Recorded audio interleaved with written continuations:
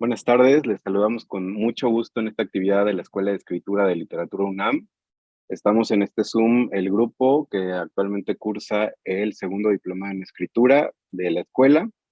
También está Julieta García, su directora de literatura de la UNAM, Gabriela Ardila, que conmigo coordina la escuela, y desde luego Rafael Cabrera, que nos va a hablar de periodismo, archivo y literatura el día de hoy. Estamos muy contentos y agradecidos de que está acá con nosotros. Les cuento nada más brevemente un par de noticias para, para, para no quitar tiempo sobre la escuela justamente. Acaba de salir el viernes la convocatoria al tercer diplomado. Estamos también muy felices por esa noticia. La pueden consultar en nuestras redes y en la página de Literatura UNAM. Y aprovechando, les comentamos también que ya esta antología que ven acá con las personas egresadas del primer diplomado ya se puede consultar también en línea, y si quisieran de forma física pueden conseguirlo en los festivales y ferias donde participa Literatura UNAM. Esos nada más mis avisos parroquiales. Ahora le doy la palabra a Julieta García para que nos hable a nombre de la dirección.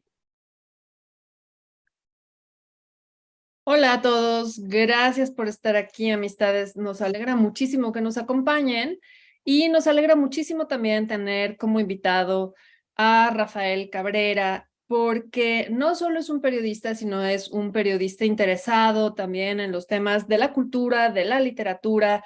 Es un husmeador profesional, un chismoso excelente. Y cuando digo un chismoso, no estoy hablando como en términos peyorativos, sino en los términos en los que la investigación se tiene que hacer. Es decir, desde una obsesión, una curiosidad y avanzar allí hacia un camino que construya no solo una narrativa, sino también información real, verificable, válida.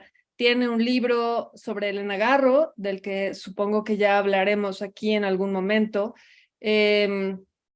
Y ese libro es una maravilla, lo tienen que leer, pero justo va de esto que les estoy diciendo, que es como de husmear y de chismear y de pensar sobre eso. También ha escrito sobre la propia Elena Garro otras cosas, dónde vivió, qué era lo que tenía, etcétera, ¿no?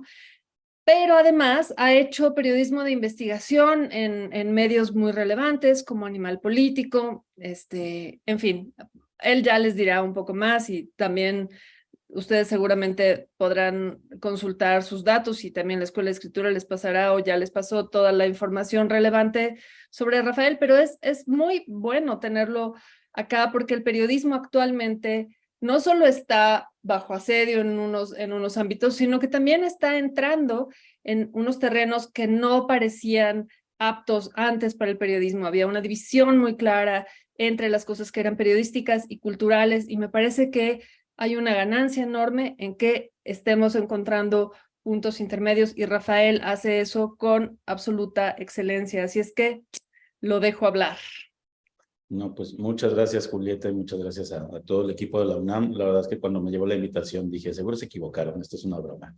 Es Día de los Inocentes, porque pues muy honrado de estar aquí. Y pues muchas gracias. Yo soy de formación periodista, aunque quise estudiar literatura, pero no lo logré, como tal vez muchos de los que estén aquí o muchos que somos periodistas.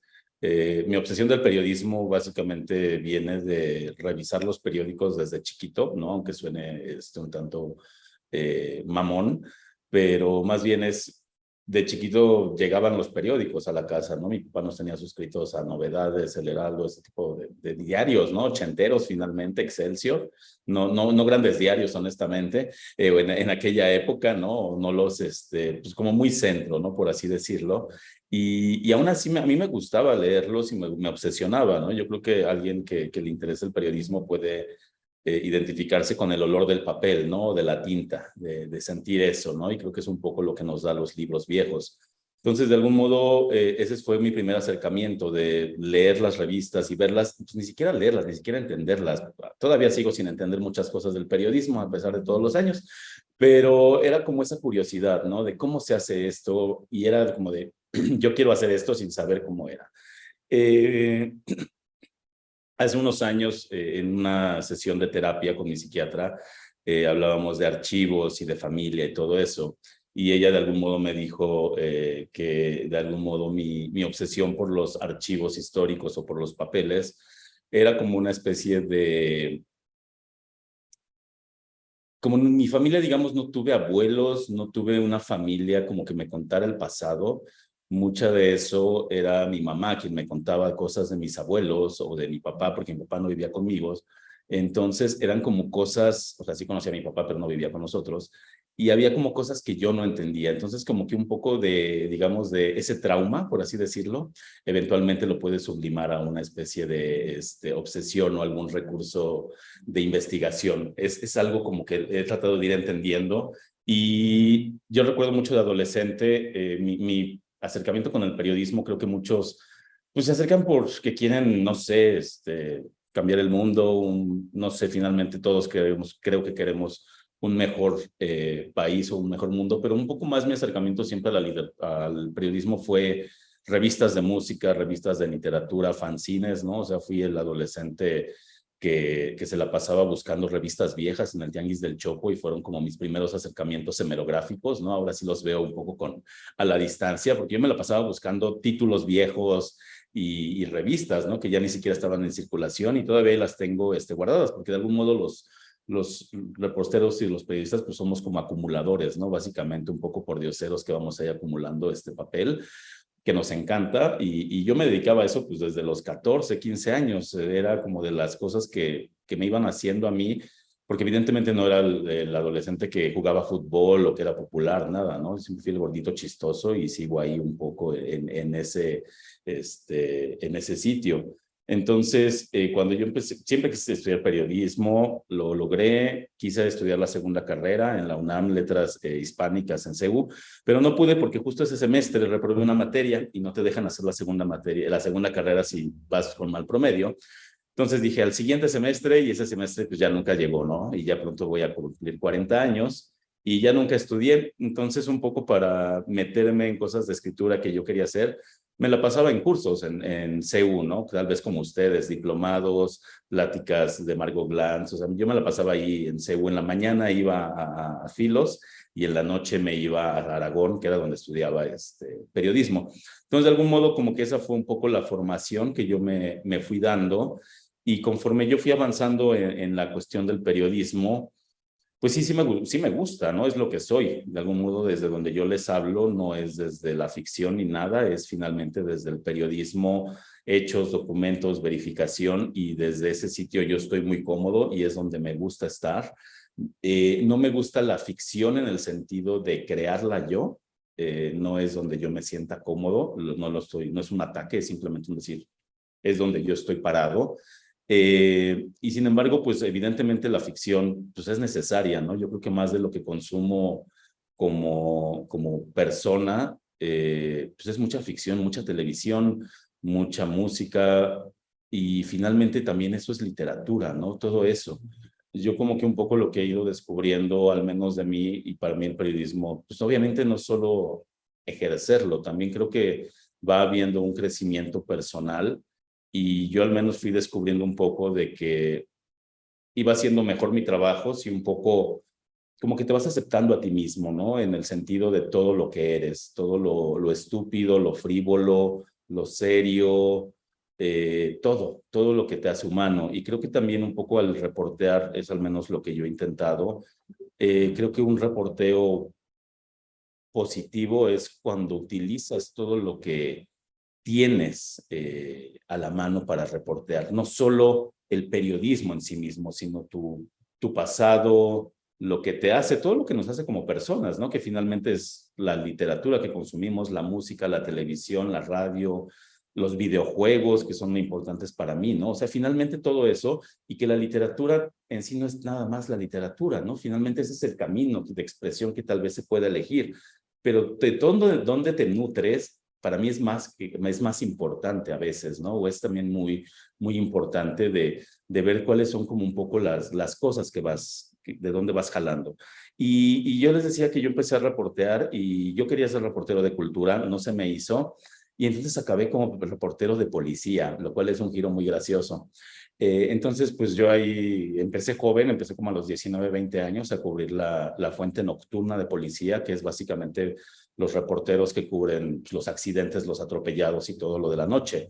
Y fue una gran experiencia de vida, o sea, cero desde, ay no, qué feo, qué pena, no, para nada, grandes noches, además conocí un buen de lugares de la ciudad, aprendí dónde cenar rico, o sea, fue como una experiencia muy, muy padre de vida. Y poco a poco me fue yendo bien. Recuerdo que mi primera noche, hace poco le conté a mi novio que mi primera noche de la Guardia Nocturna me fui a portada del Universal, o sea, he sido muy afortunado por esa parte. Y sin embargo, a pesar de esa parte del diarismo, ¿no? Que es muy importante para mí y que siempre va a estar, una parte de mí siempre ha estado como un poco en contra de ese diarismo o de esa rapidez, ¿no? Y es ahí donde entran los archivos para mí. De algún modo, yo me di cuenta de que mis habilidades sociales son muy escasas. Soy una persona que le cuesta mucho socializar, que es un poco huidiza y sí, misántropo, la verdad, ¿no? Es algo como que me cuesta, pero me di cuenta de que, pues sí, tal vez como reportero policíaco, tal vez no me iba a ir muy bien, ¿no? Porque pues te tienes que ir a echar tus tragos con policías o con ministerios públicos o con judiciales, y no porque tengan nada malo esas personas, pero pues es como dices, no sé si este es el camino de vida que realmente yo quiero, ¿no? Y no era lo mío realmente. Y entonces yo poco a poco ahí me fui metiendo a la cuestión de transparencia y de hacer solicitudes. Y ahí fui donde yo encontré mi fuerte, ¿no? Para mí un poco el periodismo es como el atletismo, como correr, ¿no? Y todos pensamos que lo más grande es el maratón, como una máxima expresión y como podríamos decir que es la crónica o el reportaje en el periodismo. Y sin embargo, creo que hay distintas distancias y distintas capacidades que tal vez no todos tenemos y está bien, y que creo que es mejor enfocarnos en las capacidades que sí tenemos, ¿no? Yo me di cuenta de que para la nota diaria, ok, soy decente, pero resulta que soy bueno para la carrera larga y hay reporteros que son muy, muy buenos en la nota diaria, pero tal vez no tienen como un poco la disciplina de mantener una historia a largo plazo. ¿Qué es mejor una u otra? Las dos son igual de importantes, porque finalmente yo pienso que la nota diaria es como la disciplina más rápida, ¿no? No sé si son los 100 o los 400 metros planos, ¿no? En el atletismo, pero que es rápido, tienes que ser excelente.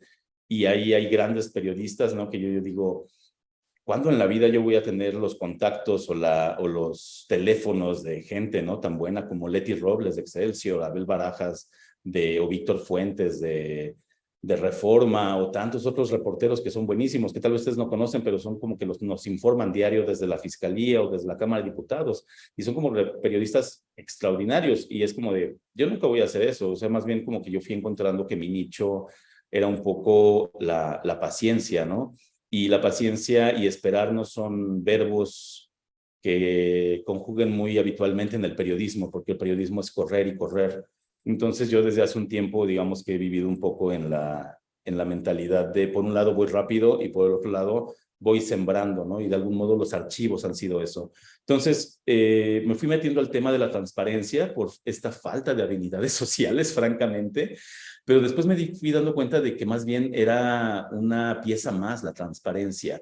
Ahorita que estamos con todo lo del INAI y esto, creo que es importante mencionarlo, porque va ligado a los archivos históricos, ¿no? Eventualmente hay por ahí de los 16, 17 años, y les voy a compartir una pantalla para que no estén viendo mi horrible cara todo este tiempo. Fui obsesionándome con varias cosas. Como les decía, yo quería ser reportero de cultura. No lo fui, pero esta fue mi venganza un poco. Entonces, los últimos años me he estado dedicando a hacer este tipo de cosas. Uno de los grandes temas de obsesión de mi vida pues, ha sido la señora Elena Garro, ¿no? La escritora. La conocí como a los 16, 15 años más o menos por una cuestión de música. Yo les digo, yo vengo de escuchar música, de leer literatura, de leer revistas. Yo no era, y lo digo sin pena, ¿no? Es como de esta formación como de periodismo serio, y yo desde chiquito leía Proceso y no, sorry, no. Yo leía otras cosas y yo me la pasaba muy bien. Yo sí veía Ventaneando, los chismes me gustan. Y lo trato de hacer bien. Chismes documentados, como dijo Julieta, la verdad es que el periodismo bien hecho es un gran chisme, bien contado y bien documentado, ¿no? Y cuando yo encontré la figura de Elena Garro, la conocí a través de la música, les decía, un programa que se llamaba Sónicamente, del Canal 11, que era sobre rock mexicano. Y un día ahí entrevistaron a Julieta Venegas, de quien soy muy fan, desde que tengo 14, 15 años, o sea, imagínense. Y ella empezó a hablar, me di cuenta de que ella la entrevistaban sobre literatura y decía que dos de sus escritoras favoritas en ese momento es Carmen Boullosa, era Carmen Boullosa y Elena Garro. Y ella empezó a decir que Elena Garro tiene una como atmósfera paranoica de persecución muy sórdida y pues las cosas que me gustan, ¿no? Finalmente también uno tiene que ser como honesto en las cosas que le gustan por la vida y hay gente que le gusta la vida rosa y cursi, está perfecto. Vemos otros que nos gusta caminar un poquito por el lado oscuro o por andar ahí por calles que no debemos, pero que nos gusta andar por ahí, ¿no? Y entonces es como, mira, suena interesante, Elena, ¿no? Y empecé a buscar literatura de ella y me encontré con la sorpresa de que casi no había nada. Todos los libros hace 20, 23 años de Elena Garro, solo los conseguías en copias. No había en circulación más que los recuerdos del porvenir, de vez en cuando en una Gandhi, de vez en cuando en un sótano, perdón por el comercial, pero no los hallabas, o en usados, y era bien difícil, y no pasabas de la Semana de Colores y de los recuerdos del porvenir, dos de sus libros, pues sí, los más importantes, pero todo lo demás era en copias. Yo todavía conservo mis copias. Y de ahí empezó la obsesión de empezar a leer de ella, su obra misma, pero también documentarme de ella. Y darme cuenta de que existía una especie de leyenda negra en la prensa mexicana de esta mujer loca, ¿no? Esta mujer problemática, la Malinche, la traidora, la exesposa de Paz, la vieja loca, la señora de los gatos, ¿no? Toda esta gran fantasía que forma parte de su mito, ¿no? Para bien y para mal, creo que es un poco lo fascinante de Elena. Y darme cuenta de que se repetía esa historia en los medios, pero al mismo tiempo era como pero nadie me explica qué pasó con Elena Garro en el 68, ¿no? Nadie me documenta bien qué pasó. Y entonces decidí investigar de manera natural, comencé a obsesionarme y yo creo que una cosa si van a dedicarse a algo, si van a dedicarle su tiempo, el tiempo que no van a pasar con su familia, con su pareja, que no van a descansar, sus tratos libres, que sea algo que les apasione. Realmente creo que si uno se va a meter en este tipo de cosas, tiene que ser un gozo, tiene que ser también algo que te va a enseñar, algo que te va a dejar, ¿no? A veces lo pienso y digo, como, ¿por qué volver a hacer algo que ya hice en ciertas cosas, ¿no? Es como, por ejemplo, hice la Casa Blanca de Peña Nieto y estoy muy agradecido y todo, y también tiene que ver un poco con archivos y literatura, y ahorita lo mencionaré. Pero es como no quiero volver a hacer lo mismo. No era como una obsesión mía volverme un reportero de corrupción o de esos temas, ¿no? Más bien mis intereses son un poco distintos, ¿no? En ese tipo de cosas.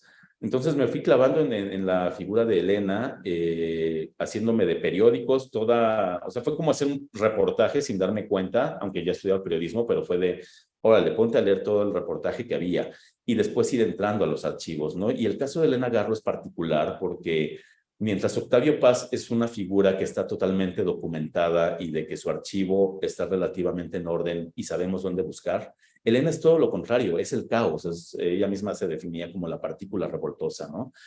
Entonces fue una cosa de empezar a tratar de entender desde el Archivo General de la Nación, que eso coincide con la apertura de los archivos del año 2000 que ordenó Vicente Fox y con el sistema de transparencia. Es por eso que se los decía, no porque quiera traer aquí notas o asuntos noticiosos de la mañanera y eso, pero el INAI sí forma una parte como importante si ustedes están interesados en los archivos. ¿Por qué? Uno, en el año 2000, Vicente Fox, con la transición democrática, firma una transferencia de documentos que eran todos los archivos de la Dirección Federal de Seguridad y de Gobernación y de la Sedena sobre la Guerra Sucia, es decir, el periodo 1965-1985. Todos esos expedientes se transfieren al Archivo General de la Nación. Desde entonces, esos archivos están abiertos o semiabiertos para la consulta de personas, para que los ciudadanos lo podamos ver. Una de las vías para hacerlo es ir directamente al Archivo General de la Nación u otras, en el caso de los expedientes personales de personas como la señora Garro, que están viendo en su pantalla, se hacen por vía transparencia a través de un pedido de una versión pública. ¿Qué es una versión pública? Una versión pública básicamente es el expediente, vamos a dar 2 pasos, perdón. En el año 2006, un editor de una editorial muy chiquita llamada Verde Alago, se le ocurrió pedir por el sistema de transparencia al Archivo General de la Nación todas las fichas y expedientes que hubieran hecho la Dirección Federal de Seguridad o la Sedena sobre Octavio Paz y Elena Garro. Era la primera vez que en México nos enfrentábamos públicamente a la apertura de expedientes personales de este tipo, que eran básicamente el espionaje mexicano de la época de la Guerra Sucia. Era el primer caso. Y fue como muy importante porque además fueron como los 2 escritores importantes del siglo pasado. Lo que decide el INAI es que sí se abra, pero se hablan en versiones públicas. Las versiones públicas que son estos expedientes, los papeles que haya sobre ellos, los reportes, el seguimiento, intervenciones telefónicas, todo lo que hacían, pero testado. Testado es decir, suprimidos aquellos datos personales o de confidenciales o de seguridad del personaje. Esto está con base en la ley de transparencia y la ley de archivos, que puede ser desde una orientación sexual, la dirección, el teléfono, en fin, todo aquel dato que nos haga identificables como personas. Entonces, es en ese momento, en 2006, que se abre y nos damos cuenta de que, vaya, podemos conseguir los archivos personales, las versiones públicas, de un montonal de personas. Y ellos fueron como la entrada. Bien, les voy a mostrar esto. Es Archivo General AGN, voy a poner. Versiones públicas. Índice de versiones públicas. Miren, vean esto que es muy bonito. Muy bien, a partir de 2006 y de que se hace este asunto de que podemos conseguir estas versiones públicas, todas las personas empezamos a pedir expedientes de estos personajes. Entonces vean, hay personajes, no sé si se ve bien, pero bueno, va a ser, está Lucio Cabañas, está Manuel Calvillo, está Manuel J. Cloutier del Rincón, está Marcelino García Barragán, Gabriel García Márquez, la Iglesia de Luz del Mundo, Frida Kahlo, John Kennedy, Krause, Leñero, etc., etc. Vean la cantidad de archivos, de expedientes personales y de organizaciones que tenemos. 584, es decir, al menos 584 fueron pidiendo poco a poco que se hicieran estos expedientes públicos y te entregan tu legajo enorme con sus rayitas negras testadas, pero ahí están los archivos, ¿no? Entonces, esta es una gran fuente si ustedes en algún momento están haciendo un reportaje o una crónica o un perfil de algún personaje, vayan y chequen si está en el AGN. Ojo, esta lista que ustedes están viendo no es propiamente todo lo que hay. Esto es lo que sí hay. Desafortunadamente, si uno pide, vamos a pensar, Olga Brinsky, que un día yo pedí, no se me ocurrió de esta vedette. De Olga Brinsky no hay. Sin embargo, aquí no te dicen que no hay. Ojalá hubiera una lista en las que te dijeran, de esto ya por favor dejen de pedir, porque no hay, y sería más fácil para todos, y así podríamos tener de lo que sí hay y de lo que no hay. Ahí lo dejo como una recomendación a la AGN. La verdad sería muy, muy fácil. Pero ¿qué pasa? Los archivos son bastante caprichosos. De entrada, seguramente ustedes han visto muchas notas que a veces leemos, ¿no? El gobierno mexicano espiaba a fulanito porque planeaba un golpe de Estado. La primera regla que yo tengo para utilizar un archivo, ya sea de la Dirección Federal de Seguridad o en general de algún reporte policíaco o autoridad sobre un personaje, es no dar por sentado que lo que está ahí escrito son hechos. ¿Por qué? Porque las autoridades mexicanas mentían, simplemente, porque la Dirección Federal de Seguridad era un organismo totalmente oscuro, que inventaba cosas, que estábamos hablando de la época paranoica de que todo el mundo pensaba que era comunista, en esta onda de la Guerra Fría, ¿no? Y todo era paranoia, y tú eres espía, y tú eres comunista, y tú vienes de la Rusia, o sea, realmente uno ve esos archivos y dices, órale, la gente sí estaba loca, o sea, la paranoia total, ¿no? Todos contra todos. Entonces, mi recomendación personal es, no lo den por hecho, no den por hecho lo que viene ahí escrito, digan, esto es lo que decía esta autoridad o este organismo sobre tal personaje. Me parece lo más justo, porque finalmente son, los agentes de la Dirección Federal de Seguridad eran gente a veces no muy educada, había algunos militares que eran muy buenos, pero otros no tenían, digamos, que un bagaje cultural, por así decirlo, sin que se oiga mamón, pero finalmente había cosas que ellos daban por sentado, sus reportes son prejuiciosos, se puede ver que había, pues sí, como tendenciosos, amarillismo, ¿no? Uno lo lee y dice, órale, esto es de la prensa, ¿no? Entonces, por eso es como no confiar en todo. Si uno como periodista no confía en un documento que dice, se construyeron 100 escuelas, pues vas y verificas que se hayan construido 100 escuelas, porque esa es tu labor de reportero. El asunto con los archivos históricos es no tienen vida, son difíciles. Y es muy triste, o al menos para mí, cuando solo es archivo. Entonces, lo que yo he encontrado y que he encontrado que soy muy bueno es resucitar muertos o encontrar a gente ya muy perdida. Yo creo que lo bonito de trabajar con los archivos es no te quedes con lo que está ahí, es saca la información que hay ahí y trata de darle vida. Busca a esas personas, busca a lo que le dé más. Entonces, de algún modo, fue lo que hice yo con Garro. Con Garro, eventualmente fui como, digamos, primero que creo que fue una lectura totalmente obsesa, como de fan, y después fueron como diferentes niveles de lectura en los que fui como separando, porque su literatura está mezclada entre lo real y la fantasía, y además ella fue dejando claves de todo el asunto del 68, que la verdad es que es muy largo y no se los voy a contar. Mejor lean el libro. Ya hice mi comercial.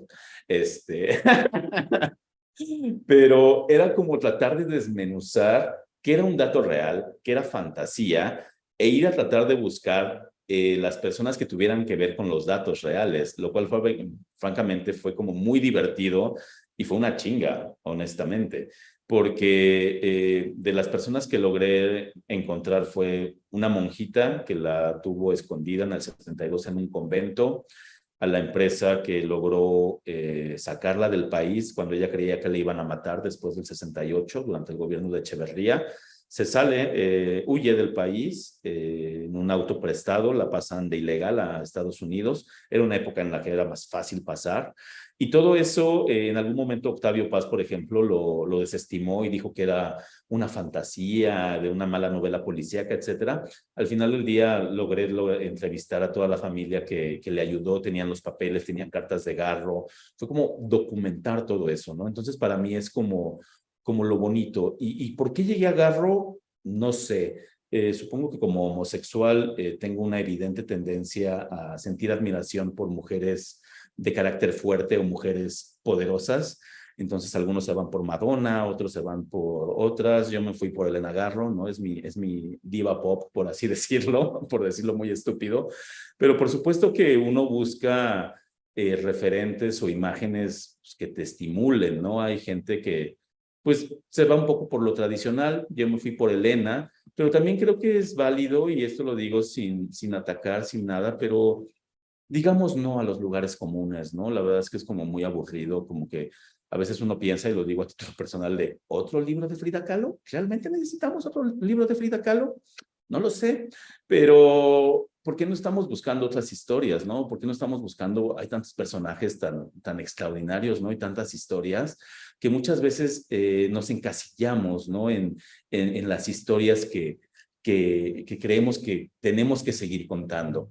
Otra historia que al menos a mí me gusta mucho, y esta es muy divertida y tiene que ver también con archivos, es William Burroughs. Por supuesto que de adolescente fui fan de los beatniks, ¿no? Y de estar leyendo Kerouac y todo esto. Entonces, pues me gustaba, ¿no? Gringos drogados en México, suena interesante, es lo que uno se interesa cuando es adolescente. Entonces, pues está esta historia, ¿no? Fascinante de William Burroughs, de que viene a México y en este departamento en la colonia Roma, pues están todos borrachos, él y sus amigos, está su esposa, y decide ponerle un vaso con ginebra oso negro, en la cabeza a su esposa, y él decide dispararle pensando que va a ser Guillermo Tell, ¿no? Y que va a romper el vaso y todo va a estar bien. Evidentemente la mató, ¿no? Porque el alcohol y la puntería pues no riman en la misma oración. Entonces, él se va a la cárcel y era como que el gran misterio, ¿no? Burroughs en la cárcel en México logra salir perseguido por la justicia mexicana, después se va a Marruecos, todo lo del asunto de la heroína, etcétera. Entonces es una historia fascinante de qué carajos había pasado en ese departamento y muchas personas hemos escrito sobre ese asunto. A mí, personalmente, como periodista, y ahí insisto, lo digo desde el punto de vista de periodismo, porque es donde yo estoy parado, a mí no me gusta escribir nada o no me entusiasma escribir nada si no va a haber una revelación, si no va a haber nota, así de simple. Esa es mi regla principal. ¿Y dónde está la nota? ¿Por qué? Porque yo vengo de una redacción y yo vengo de eso, pero creo que sí me parece de que tiene que haber algo que sorprenda, algo, un documento, algo que te dé un giro, ¿no? Entonces, después de la AGN y de que he buscado otras cosas, y ahorita les comento más de cómo buscarme en la AGN, etcétera, porque al menos me gustaría que acabando esta sesión se queden como un poco de ideas o con técnicas y tips claros de cómo buscar archivos, ¿no? O dónde buscar. Y uno de los que tenemos más bonitos, y para los que vivimos en la Ciudad de México, es el Archivo Histórico de la Ciudad de México. Está ahí en el centro, cerquita de Donceles, del Teatro de la Ciudad. Es una maravilla y hemos sido sumamente estúpidos porque no lo hemos aprovechado. Se los digo por lo siguiente. Hay un montón de cosas y realmente nos ha pasado por la noche. Básicamente toda la vida de los 50, 60 y 70 de la Ciudad de México está ahí oculta y no lo hemos buscado bien. Y ahí estaba el archivo de Burroughs. ¿Y saben por cómo estaba escondido? Porque, insisto, los archivos son caprichosos, son unos animales muy extraños, faltas ortográficas. Increíblemente, sí, la policía tiene faltas ortográficas. En vez de Burroughs, como ustedes pueden ver aquí en la pantalla, lo guardaron como Burrugues. Durante más de 50 años, ese archivo estuvo ahí guardado y un día pues yo fui a buscar y pues un poco de ocio, porque la verdad es que muchas veces me iba nada más a buscar a ver qué encontraba en los archivos para estar buscando y a ver qué hallaba, ¿no? O las hemerotecas. Mi expareja decía que a veces yo ya olía a periódico viejo o archivo, lo cual pues creo que sí pasé bastante tiempo ahí. Y cuando fui al de la Ciudad de México, pues empecé a buscar el de Burroughs y decía William S. Burruges. Y yo dije, resultó que era el archivo. Son estos los papelitos de cuando él estuvo ahí preso. Es casi todo el juicio, son las fichas, era un expediente que no se conocía y que nos ayudó a entender cómo salió. Él además contrata como abogado a un abogado que acuñó, es el origen del término abogánster, Bernabé Jurado. Hay un libro que se llama así, Abogánster, y es la historia de este abogado que se da en la época de los 50 de Miguel Alemán Velasco, que es cuando empieza la gran corrupción mexicana. En algún momento empezó, ¿no? Pero ahí es cuando empieza y empiezan todos estos como abogados a dar mordidas, toda esta cultura, ¿no? Porque se decía que en la época del presidente Miguel Alemán Velasco, la corrupción llegaba hasta él, ¿no? Hasta casi él pedía mordida. Entonces, este abogado es el que saca a Burroughs con una mordidota y él logra salir de la Ciudad de México y se va. Entonces, fue encontrar ese documento que es muy importante. Otra pieza clave, por ejemplo, de esta historia es la tumba de John, que es la esposa que él mató, y entiendo que la tumba está en el Panteón de la Piedad, el que está ahí en Cuauhtémoc y Viaducto, pero es imposible entrar, porque ahí si no tienes familiar muerto no te dejan entrar. Alguna vez en internet vi a unos chavos que lo habían logrado meterse y que habían tomado fotos de la tumba, pero esa es como una historia que no se ha podido contar, ¿no? Entonces este es el expediente de Burroughs, que les digo, el archivo histórico de la Ciudad de México es muy padre, y era muy divertido el archivo, porque al final decían que había sido un buen preso, y era un poco el cierre que yo le daba, porque pues, todos sabemos que Burroughs pues, era un adicto a la heroína, un ladrón, un maricón, un traficante, todo lo peor, ¿no? De este libro maravilloso que tiene de Marica, ¿no? Y tiene tantas cosas bonitas, termina siendo el buen preso, ¿no? Entonces era como muy divertido. Además, también en ese momento yo visité el edificio, todavía sigue en pie, está creo que en Guanajuato y Monterrey, pero está fácil de encontrar el edificio. Y ahí también descubrí que durante mucho tiempo los vecinos habían mentido y decían que era un departamento en particular, hasta que una viejita me dijo, no, eso es ese. Y después cuando fui me dijeron sí, que sí estaba confirmado que habían ellos engañado durante mucho tiempo a varias personas, para no decir, porque los vecinos están hartos, porque eventualmente cada tiempo llega una persona, un reportero, a preguntar sobre esa historia, sobre ese homicidio, que pasó hace un montón de tiempo, en los 50, pero pues bueno, que nos sigue obsesionando, porque es parte de de un movimiento literario súper importante, ¿no? Entonces, bueno, el de Elena, volviendo un poco, la verdad es que fue como hecho de muchas cosas.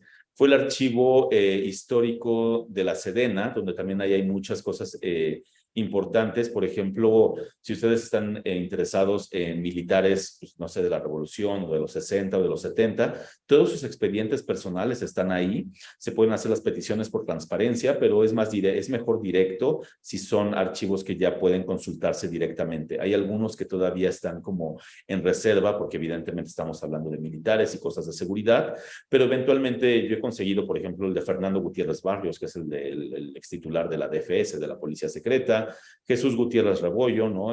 Militar ligado al narco, los mismos de mi familia, ¿no? Tengo el hermano mayor de mi papá era militar y su papá también. Entonces también para eso sirve la transparencia, ¿no? Entonces también cuando alguien les diga que el INAI o que la transparencia no sirva, duden un poquito porque están yendo contra sus derechos. Y otro archivo que a mí me gustó muchísimo encontrar fue este fue en el AGN, fue en los de juzgados civiles. Si ustedes ven aquí la letra manuscrita, es el divorcio de Manuel Rodríguez Lozano y Carmen Mondragón, alias Nahui Olin, divorcio voluntario. Durante muchos años, esta figura, ¿no?, de Nahui Olin, que es también como una de esas grandes mujeres que nos obsesionan, estos ojos y esta locura, ¿no?, y esta belleza totalmente, pues, un poco astral, ¿no?, que ella tenía. Y es unas figuras que yo creo que muchos podemos estar obsesionados con ella. Está este libro maravilloso, ¿no?, de Adriana Malvido, que yo creo que es, ojalá Adriana Malvido en la Escuela de Escritura, que seguramente ya estuvo, pero vaya, ese libro, si no lo han leído, de Adriana Malvido, La Mujer del Sol, para mí es como así la punta de lo más bonito que se ha escrito, porque no sé, siento que es periodismo, pero llega a acercarse tanto a filosofía, a arte, a poesía, que es periodismo que acaba levitando, así lo puedo decir. La verdad es que lees ese libro de Adriana, que también tiene un trabajo de archivo y de historia oral, ¿no? Porque finalmente es como en el periodismo, ¿cómo lo nutres, no? Porque finalmente es de, sí, tengo el papel, y eso puede terminar siendo muy, lo digo sin dolo, sin mala onda, muy de historiador, ¿no?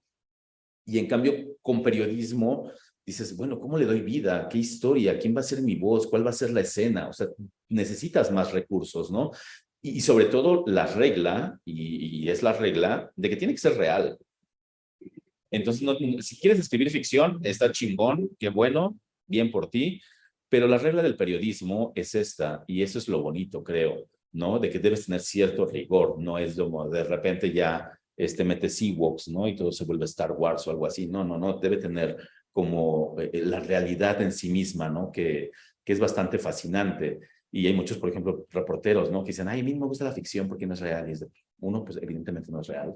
Y dos, lo que nos enseña la ficción es que cada cabeza es un mundo y que hay una multitud de realidades, y creo que eso es lo fascinante y puntos de vista, ¿no? Y formas de entender el mundo. Entonces creo que eso es lo bonito, al menos para mí, de la literatura. Y Nahui Olin, estaba esta historia, ¿no?, de este matrimonio que había tenido con Manuel Rodríguez Lozano, este divorcio muy intempestuoso allá en Francia, en el exilio, porque su papá participó en la Decena Trágica. Él era el titular de la Sedena, Manuel Mondragón. Y como dato curioso, uno de sus descendientes es Manuel Mondragón y Calp, que era el jefe de la policía aquí en la Ciudad de México en los tiempos de Marcelo Ebrard. Entonces, esta familia sí como que ha tenido mucha relevancia en la vida pública mexicana. Y pues Carmen, y además el papá creó un rifle, que también hay una leyenda de que él se robó la patente y se hizo millonario de algún modo a través de esto. Estoy diciendo, es una leyenda, no me consta, pero es vaya de esas como hilos que serían interesantes jalar. Y estaba el divorcio y la muerte del niño, ¿no? De qué pasó con el hijo que tuvieron Manuel Rodríguez Lozano y Carmen Mondragón, ¿no? No se sabía. Entonces, un día buscando, tal cual, miren, se los voy a mostrar aquí en la guía general del AGN para que vean. Guía general AGN, a ver si me sale. Yo me acuerdo que yo lo encontré aquí. Se van aquí a la guía general, le dan en el AGN, le dan 2, se va a expandir. Instituciones gubernamentales, época moderna, Administración Pública Federal, siglo XX. Y vamos a poner aquí Carmen Mondragón. A ver si me sale. Según yo debería salir así, porque así lo encontré. ¿Por qué? Porque muchas veces yo estaba buscando Nahui Olin y después me dije, pues qué güey, ¿no? Nahui Olin no es un nombre, hay una persona detrás, real. Creo que es ¿no? Expediente 2. Lo encontré como en el que venía así tal cual, divorcio. A ver si voy a poner divorcio. A ver si me sale. Pero yo lo encontré así tal cual en la guía general y fui a ver. Y lo que encontré es todo el expediente, todo el litigio, y es una historia fascinante, porque quien fue a pedir el divorcio fue Nahui Olin, un divorcio voluntario. Ella fue y metió la petición, lo estoy buscando aquí, y porque en esa época, pues, no se podía divorciar la gente. Estamos hablando de los 20, los 30 más o menos. Perdón, no aparece.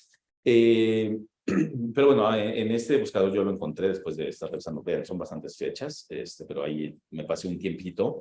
Y ella mete la solicitud de divorcio y se tarda como 2 meses y no le dan largas y le dan largas y ella mete escritos y así como que, oiga, creo que el juez o el Ministerio Público como que se está haciendo un poco pato, ¿no? Porque pues yo ya he venido aquí y yo estoy pidiendo que el divorcio y eventualmente se explica legalmente cuál fue la forma en que se separaron. Mucha gente había dicho que había sido divorcio y no, fue una, digamos, anulación de matrimonio. ¿Por qué? Ellos se casan durante la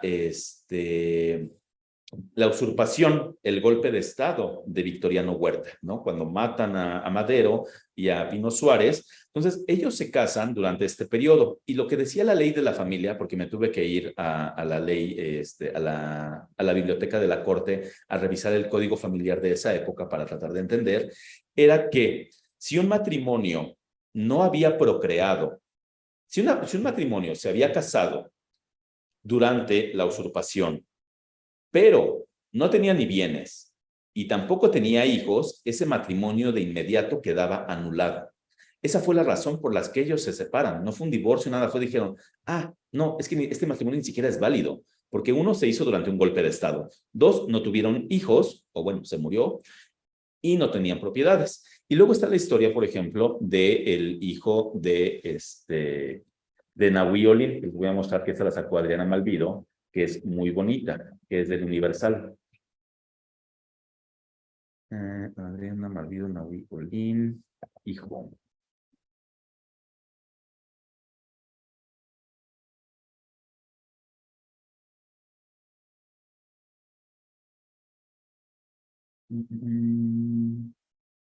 Chico, yo creo que salió en el Universal, según, porque justo... no lo encuentro. Pero esta Adriana Balbido encontró el acta de defunción del niño, gracias a una persona que ella conoció y que tiene acceso hay un sistema de la UNAM, no voy a dar más detalles, con el gobierno federal de acceso a actas de nacimiento, matrimonio y defunción. Es un proyecto que entiendo está más enfocado a hacer como árboles genealógicos y descendencia y hacer como, pues sí, árboles de familia. Entonces, una de estas personas tengo entendido que buscó a Adriana porque este hombre encontró el acta de defunción del niño y resulta que al parecer el niño lo que le ocurrió fue que murió como un poco como de asfixia de cuna, muerte de cuna, algo así, y se pudo resolver ese como misterio que por ahí cargábamos, ¿no? Entonces, yo creo que los archivos nos dan la oportunidad de explorar historias un tanto más quizá periféricas, no porque suenen menos, pero creo que es importante tener la vista en cosas en las que la mayoría no las tiene. Creo que también eso es válido, ¿no? O sea, creo que a veces el periodismo es sumamente aburrido porque si por algunos fuera, nada más sería política, economía y fútbol, ¿no? Así, y ya, y es una forma bien aburrida de ver el mundo, ¿no? Cuando hay un montón de colores y de tonalidades que podemos explorar de temas. Entonces, no sé, esto es la forma en que yo he hecho periodismo, pues, no sé si histórico, de levantamuertos, ¿no? Porque luego así se siente estar buscando a gente que ha estado escondida durante mucho tiempo. Un consejo que yo les voy a dar, que a mí me ha servido mucho, si van a pedir una entrevista en algún momento con alguna persona que ya es mayor y que quieren entrevistarla, no le manden un WhatsApp, no le llamen por teléfono, no le manden un mail. Tengan la decencia y el tiempo de sentarse, escribirle una carta. Si tienen bonita letra, presúmanla. Yo escribo mejor a computadora porque no tengo letra bonita. Y les escribo una carta diciéndoles por qué estoy interesado en cierta historia o por qué creo que es importante que cuente eso. Creo que es un gesto atípico de gentileza que a mí el 90% de las veces me funciona perfectamente. Y me funciona más si es gente mayor, porque es como que a la gente que en la última parte de mi tiempo yo he estado trabajando, porque ya son viejitos los que ando entrevistando, etcétera. Entonces, les voy a enseñar nada más cómo tratar de pedir déjenme mostrarles este de Tatiana Cloutier, nada más. No, pues que no viene, déjenme ver si viene completo.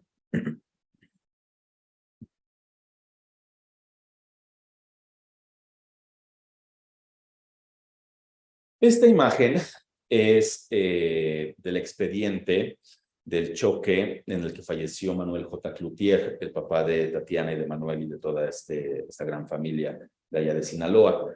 Es un expediente que yo obtuve a través del Consejo de la Judicatura Federal. Los archivos de homicidios, de grandes casos, pues no sé qué les gusta, la Mataviejitas, todos estos casos están ahí y nos están esperando realmente.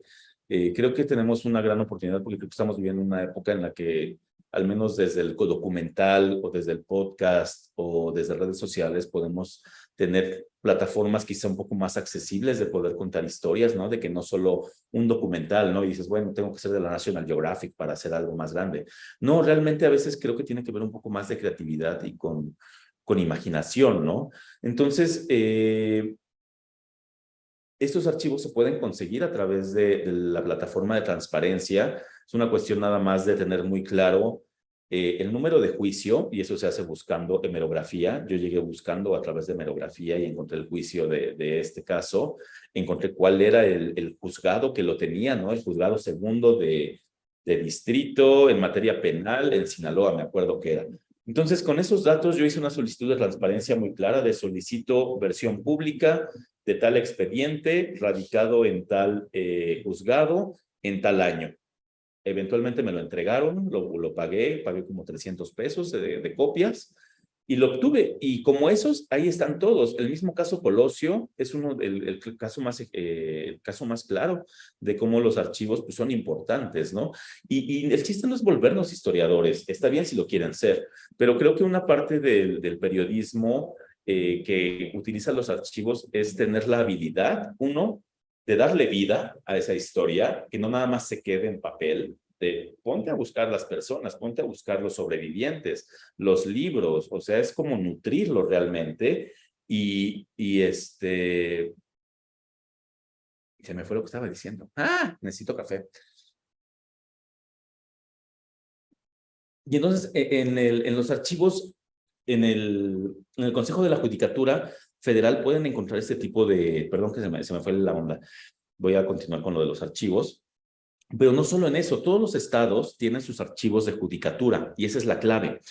Todos los estados del país, es decir, 32 estados más el federal, son 33 archivos judiciales que tenemos. Entonces, imaginen si ustedes viven en Colima, en Tlaxcala, y pasó una historia como importante, tal cual, pedirle al Tribunal de Justicia o el Consejo de Judicatura local, cómo el expediente, les digo, yo he encontrado así un montón de cosas, teniendo que ir a la hemeroteca. La verdad es que es como la primera fuente, ¿no? Ese ya es mi pre-reporteo. Ahorita estoy haciendo o empezando a pre-reportear algo y muchos de los pasos que se me habían complicado en la anterior, dije, ahorita no los voy a repetir y ahorita ya voy por la rápida porque ya me sé el camino.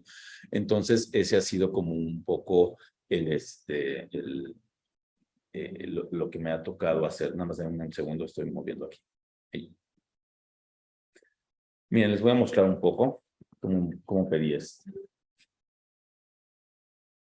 Esta es mi clave de acceso de la Plataforma Nacional de Transparencia. Perdón que acabe siendo una cosa de transparencia, pero insisto, tiene que ver mucho. Miren, les voy a mostrar Federación. No, les voy a mostrar cómo me entregan algunos archivos para que se den una idea, ¿vale? Archivo General de la Nación. Vamos a poner lo que yo he pedido el último año, que es bastante. Que yo soy un obseso de pedir solicitudes de información, entonces, si no pido una al día, me da como algo. Miren, esta es entrega de información. ¿Yo qué pedí? Vean, solicito copias digitales de las versiones públicas de los expedientes de la actriz Silvia Pinal y del C. Gustavo Alatriste en los acervos de la DFS y de la IPS. Estos son los archivos que yo les decía que fue de la Guerra Sucia que trasladaron durante el periodo de Vicente Fox. Silvia Pinal y Gustavo Alatriste, que estuvieron casados, tuvieron su hija Viridiana, que es la que falleció, la que salía en Cachún Cachún Rarrá, y después ese nombre que fue retomado por Silvia Pasquel para ponérselo a su hija y que eventualmente también, por desgracia, falleció. Entonces, como parte de esos mitos malditos en la familia Pinal, ¿no? De que el nombre Viridiana está prohibido. Entonces, les voy a mostrar un poco lo que me entregaron. En un segundo, se está abriendo.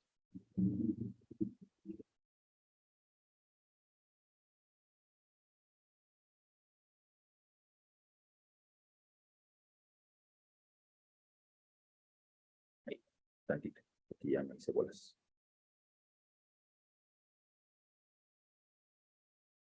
Sí, lo tengo, creo que ya lo había bajado, Silvia.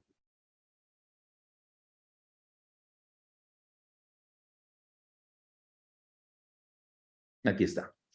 ¿Sí ven mi pantalla ahí, el PDF, o no se ve? Sí, sí se ve. El PDF, ok. Den un segundito.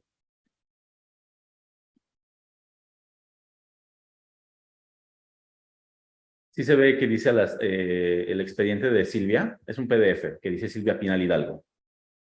Se ve la lista, no se ve abierto como Denme un ningún... segundo. Más déjenme cambiar lo que estoy compartiendo. Más bien, compartir pantalla. DFS es esta. Muy bien, esta es una versión pública. Esta es la de Silvia Pinal. Entonces, esto es lo que te entregan. Copia maestra, Dirección Federal de Seguridad, Cajas, Legajo, Silvia Pinal Hidalgo. Esta es una copia. Y esta es estaba en la Galería 1 cuando existían las galerías. Ahorita ya cambió de la GN. Ojalá, si les tocó la versión viejita, estaba padre con las galerías.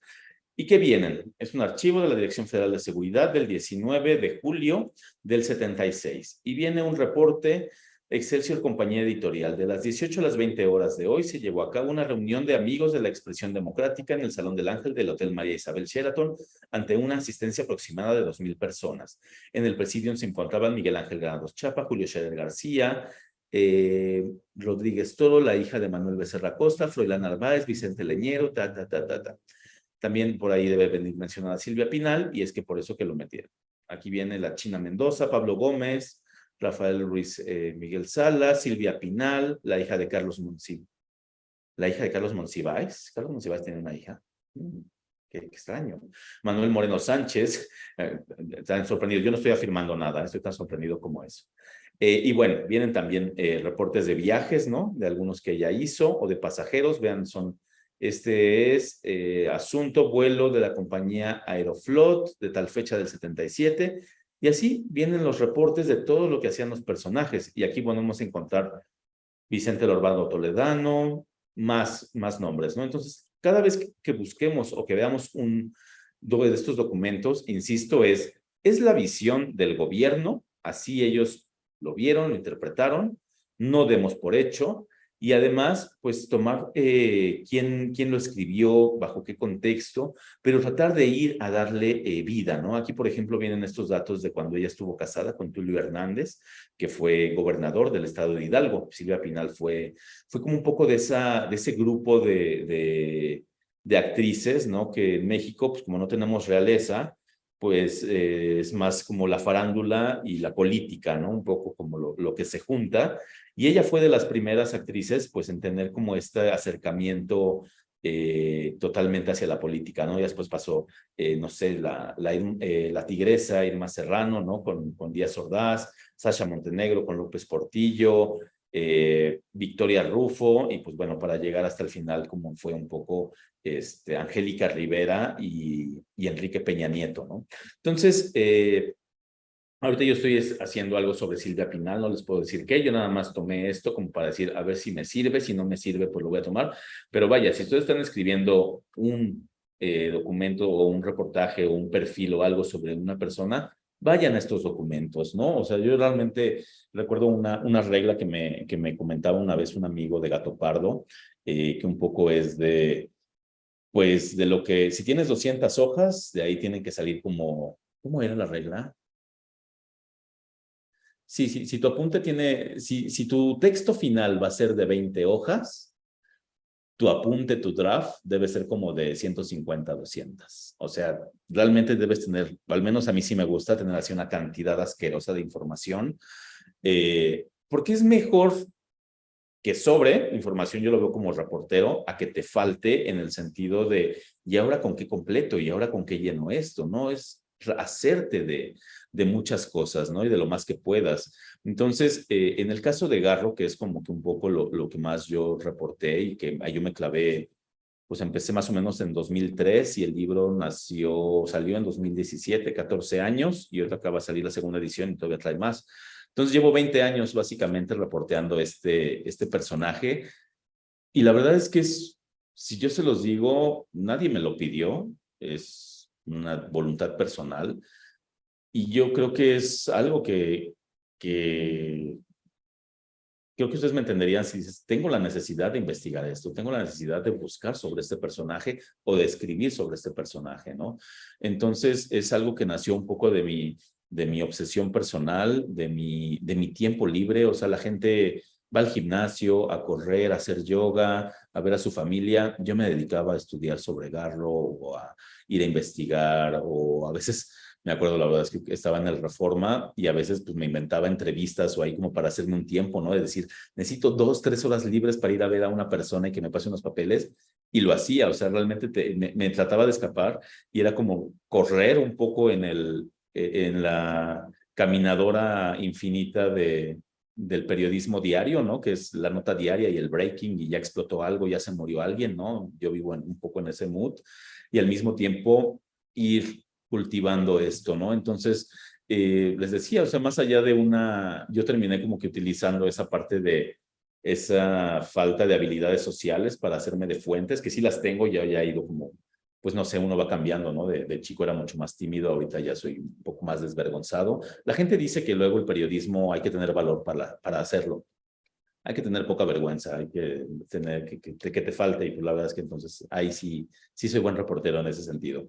Entonces, cultiven eso. O sea, yo no sé quiénes estén aquí, si son periodistas, si son gente nada más que está tratando de escribir, pero si están en un mood como de el trabajo diario a todos nos vuelve locos, es súper frustrante, y a veces de lo que tenemos que vivir todos los días no es del todo grato. Pero yo creo que este tipo de historias que son más de tiempo, de paciencia, finalmente es como poner a crecer una planta y cuidarla, y nadie la va a regar por ti, nadie la va a cuidar más que tú, ¿no? Y vas a aprender, y un día se te va a olvidar echarle agua y dices, madre mía, ya se murió, y vas aprendiendo, ¿no? Entonces, ha sido muy padre lo de los archivos, sobre todo porque vas encontrando que hay un montón.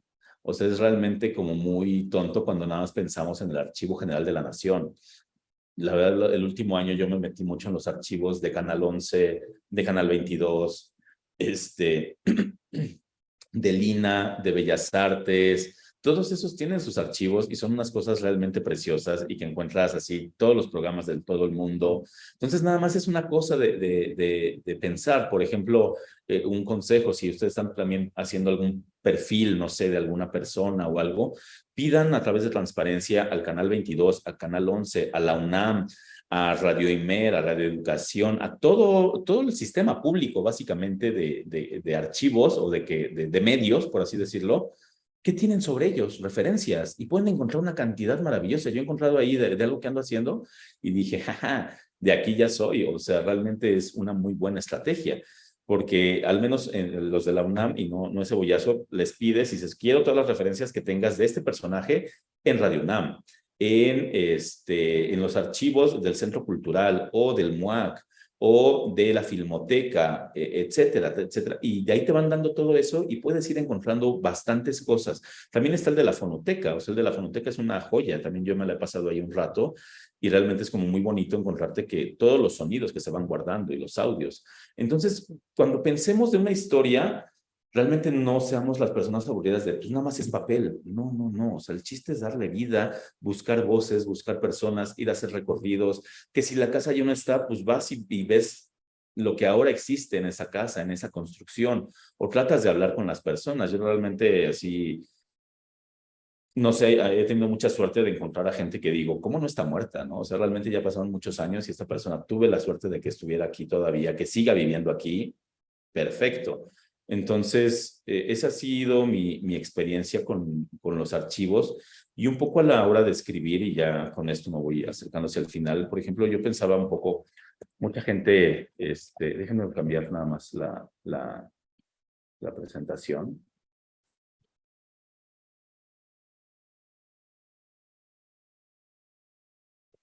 Ahí sí ya se ve, Ahorita vemos tu búsqueda. ya. Bueno, mucha gente me conoce por este asunto, ¿no? Que fue un escandalazo. Pero la verdad es que si soy honesto, yo les dije al principio que yo era el niño leyendo un poco los periódicos. La verdad es que me he dado cuenta de que un poco mi periodismo es sobre periodismo. Mi periodismo es sobre portadas, sobre cosas que ya están.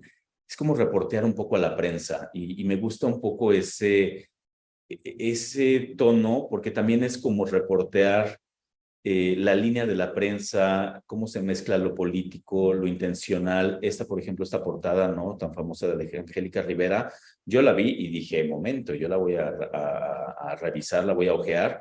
Y fue reportear eso, y de repente pues, yo les decía, yo sí veía Ventaneando, a mí no me da pena, yo veía Canal 13 y todo eso, o sea, crecí con la televisión y no me da vergüenza, ¿no? Creo que todos formamos parte de eso.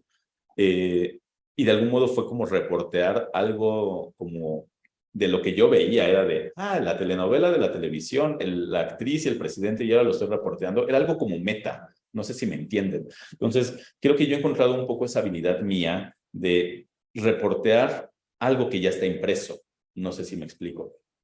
Era esto, ahorita nada más, sin dar más detalles, una de las portadas, algo que estoy haciendo ahorita es esto, es un libro muy divertido que estoy ya tratando de terminar. Es una portada también nuevamente. Entonces, un estilo creo que ya lo tengo, fue sin querer, ¿no? Fue así como se dio. Yo la verdad cuando vi esta portada yo dije, es poesía, ¿no? Para mí esto es, ¿verdad? Una energía hippie, niños, artistas, escultores, escritores en la fiesta. Había marihuana, LSD, pastillas y mucha pornografía. Jodorowsky, Cela Vega, José Alonso, etcétera, etcétera. Yo dije, marihuana, LSD, pastillas, mucha pornografía. Son cosas que yo no conozco, entonces también por eso dije, voy a reportearlo. Me parece importante investigar.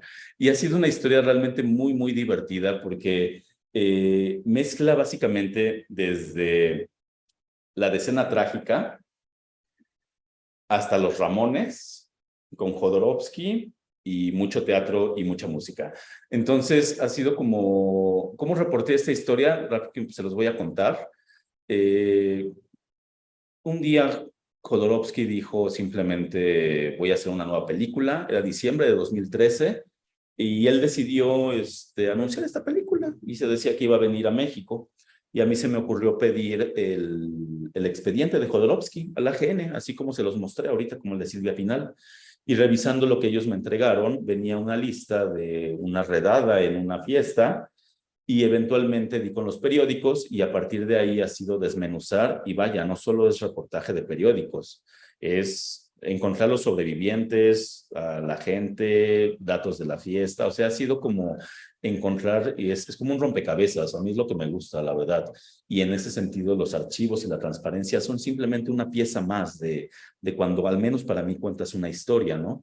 Y ya un poco en el sentido de cómo redactarla, al menos yo de cómo veo la escritura. Yo, por ejemplo, veo La casa de Peña Nieto y es muy formal, honestamente. Lo digo sin crítica, porque jamás criticaría porque son mis amigos y somos como muy felices todos, pero es un reportaje muy formal, muy cuadrado de esta es la nota, ¿no? Pero era como muy intenso. Garro, por ejemplo, para mí lo veo ahorita y sí me da un poco de risa. Digo, ahorita yo voy a cumplir casi 40 años, ¿no? Entonces ya un poco, ya está un poco más, no tan maduro, pero ya dices, bueno, ya estoy un poquito más viejo. Y lo lees y al menos yo me leo y digo, no sé si les pasa que a veces ven textos viejos y sientes cierta impostura. No porque estés tratando de ser alguien más, pero tal vez porque te estás guiando un poco por lo que crees que está bien escrito o por los moldes o por la gente que admiras. Y está bien, porque es como una forma de ir encontrando, creo que, tu voz. Pero yo, por ejemplo, cuando ahora que leo Garro o que veo ciertas cosas, digo, qué formal, qué cursi, qué empalagoso, la verdad. Y no sé, algo que al menos a mí en cuanto a la escritura es uno, y son mis reglas personales, porque estoy, insisto, parado desde el periodismo, la primera persona es solo caso excepcional. Realmente yo estoy aquí por la historia. Yo no estoy aquí para venir a contar mi experiencia personal. Lo estoy contando como yo, como reportero. Si alguien de ustedes decide hacer una escritura personal, absolutamente válido. Para mí, no. Para mí es primero la historia, y mucha gente dice, pero es que, ¿dónde quedo yo? Yo lo pienso y digo, es que tú estás ahí. Al menos yo estoy ahí, con las palabras que elijo, con los verbos que elijo, en lo que pongo atención, lo que decido destacar, lo que decido narrar, cómo lo narro, finalmente ese eres tú, esa es tu voz narrativa. Tal vez no es tu historia, tal vez no es el personaje, pero al menos yo en lo personal, yo no necesito la vanidad o el espacio de decir, yo estoy acá como reportero. No, yo la verdad es que muchas veces pienso que un poco el reporteo y narrar es como estar en esta sala, te pones un poco detrás de la cortina, te callas y apuntas y estás viendo. Y ese es un poco nuestro trabajo, ¿no? Hay veces en que sí tienes que intervenir y hay experiencias. Leila Guerriero, esta argentina cronista extraordinaria, dice que su regla es que sea una experiencia intransferible. Es decir, esto te pasó a ti y es crucial para la historia o aporta algo. Entonces sí se vuelve importante. Pero sí es como y entonces yo vi, yo sentí, y realmente no me importa. Si soy honesto, es así como me importa como un poco los sentimientos del reportero. No, me importa la historia porque es lo que estoy leyendo. Y también como una autocrítica hacia el periodismo, ¿no? Y es algo que recurrentemente pienso somos bien aburridos y realmente también nos encanta contar pura historia dramática. Y sí, tenemos un país del carajo y un país horrible y está lleno de injusticias. Eso no lo vamos a ocultar y van a seguir ahí las historias, aunque no escribamos de ellas, y eventualmente vamos a terminar escribiendo de esas historias trágicas. Pero creo que también es válido tratar de buscar otras tonalidades y otras historias. El sentido del humor en el periodismo mexicano realmente no existe. Y yo lo pregunto, o sea, ¿realmente hace cuánto no leen un texto que digan, lo disfruté, me la pasé bien, me entretuvo? En un sentido positivo, no un entretenimiento tonto de nada más para tenerte ahí viendo la TV como menso. No, un entretenimiento que te deje algo, que te emocione. Y creo que muchas veces eso el periodismo no lo tiene. Y para mí ha sido como un poco una batalla, ¿saben? O sea, también dicen, ay, escribiste Peña Nieto y escribiste Garro, pinches dramones, totalmente. Y por eso ahorita un poco lo que estoy tratando de hacer es como un poco algo distinto, ¿no? Es tratar también de encontrar un poco el absurdo y lo divertido de la vida, porque creo que también es válido contarlo, ¿no? Contar como historias disparatadas. Realmente, algún libro periodístico que sea gracioso y que te llene de risa, no lo sé, porque todos son como dramas, ¿no? Y aparte uno lee libros periodísticos y dices, qué hueva, otro de perfil de candidatos, qué emoción, cada 4 años, cada 6 años, ¿no? Ahí vamos otra vez. Entonces, o son libros de narcos o son libros de políticos. Francamente, es un poco de flojera para mí. Mi invitación es, busquen historias divertidas, busquen historias interesantes, que los muevan, y si es bueno, va a ser para el campo periodístico. Creo que la regla principal es la realidad, los hechos, lo que se puede comprobar, y que sea de interés público, porque creo que también a veces nos podemos clavar en un tema como muy personal que a nosotros nos guste, pero que realmente a nadie más le importa. Creo que también está el gran reto de encontrar algo que a la gente le mueva o que le parezca interesante, ¿no? Que no se vuelva algo de nicho, muy, muy chiquito. Entonces es como una especie de... Tiene su chiste, porque dices, ¿cómo vuelvo sexy un archivo? Híjole, híjole. Es como volver sexy o que te digan, postre de emulsión de Scott. Pues no, está cabrón. Pero yo sí creo que se puede y más bien es tiempo y es imaginación. O sea, es ponerte a buscar. Yo, por ejemplo, para buscar a personas, directorios telefónicos, hemerografía, busco empresas. O sea, realmente soy un stalker.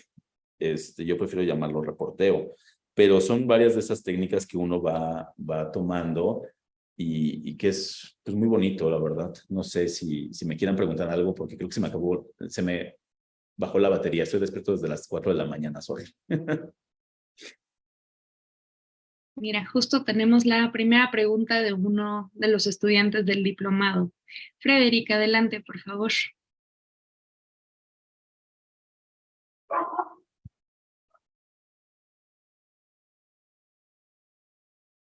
No te escuchamos. Dame un momento. Perdón. Ah, ya. Ya, perdón. Muchas gracias por la charla, Rafael, muy interesante. La duda que me surgía cuando hablabas ahorita al final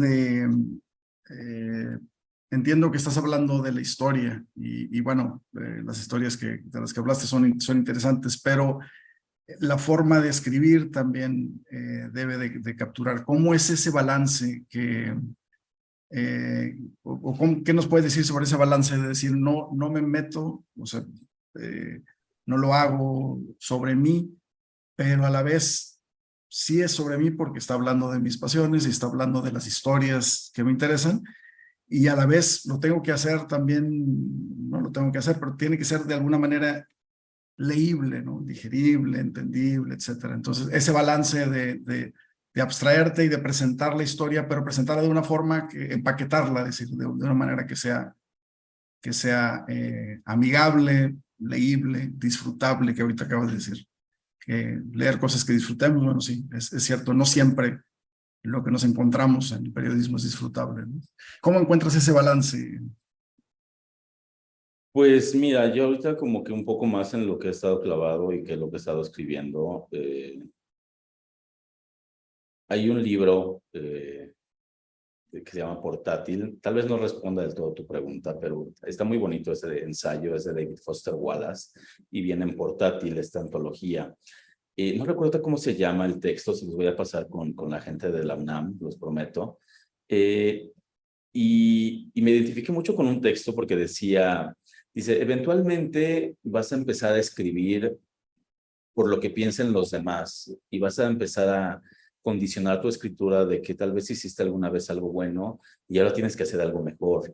Y entonces te vas a empezar a llenar de toda esa mierda, ¿no? Y de todas esas voces y de que quieres sorprender y quieres impresionar y toda esa, pues sí, mierda, ¿no? Un poco que uno se mete en la cabeza.